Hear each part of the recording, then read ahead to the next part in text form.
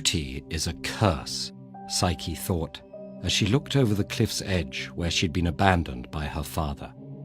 She'd been born with a physical perfection so complete that she was worshipped as a new incarnation of Venus, the goddess of love.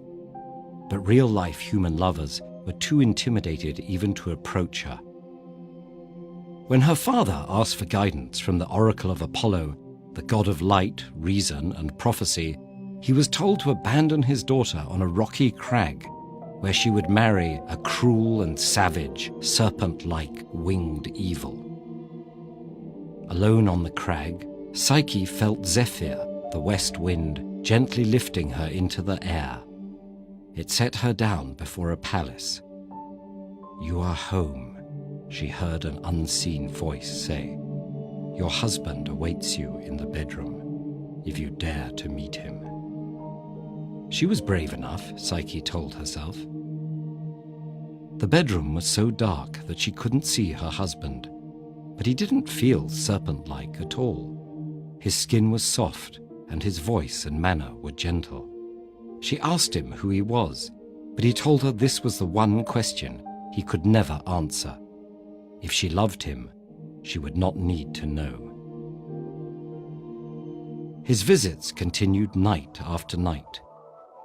Before long, Psyche was pregnant. She rejoiced, but was also conflicted. How could she raise her baby with a man she'd never seen? That night, Psyche approached her sleeping husband, holding an oil lamp. What she found was the god Cupid, who set gods and humans lusting after each other with the pinpricks of his arrows. Psyche dropped her lamp, burning Cupid with hot oil. He said he'd been in love with Psyche ever since his jealous mother, Venus, asked him to embarrass the young woman by pricking her with an arrow. But taken with Psyche's beauty, Cupid used the arrow on himself.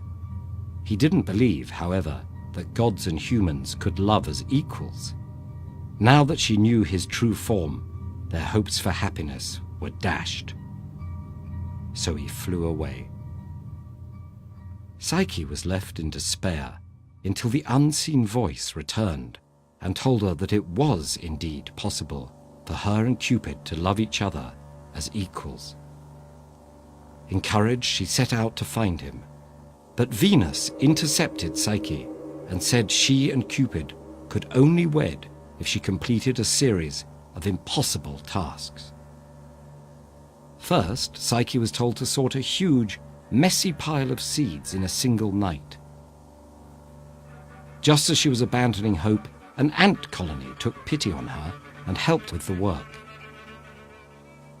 Successfully passing the first trial, Psyche next had to bring Venus the fleece of the golden sheep, who had a reputation for disemboweling stray adventurers.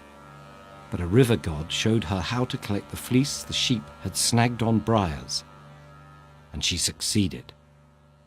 Finally, Psyche had to travel to the underworld and convince Proserpina, queen of the dead, to put a drop of her beauty in a box for Venus. Once again, the unseen voice came to Psyche's aid.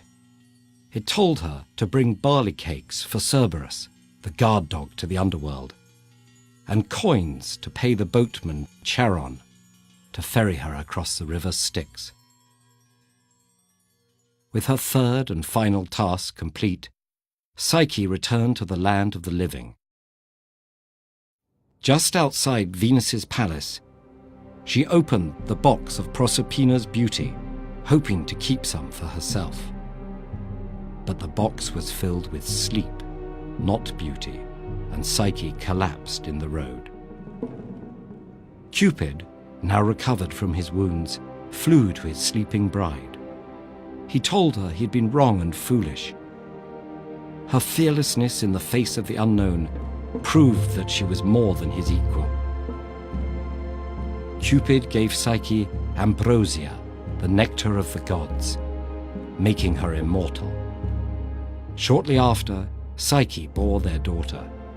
They named her Pleasure, and she, Cupid, and Psyche, whose name means soul, have been complicating people's love lives ever since.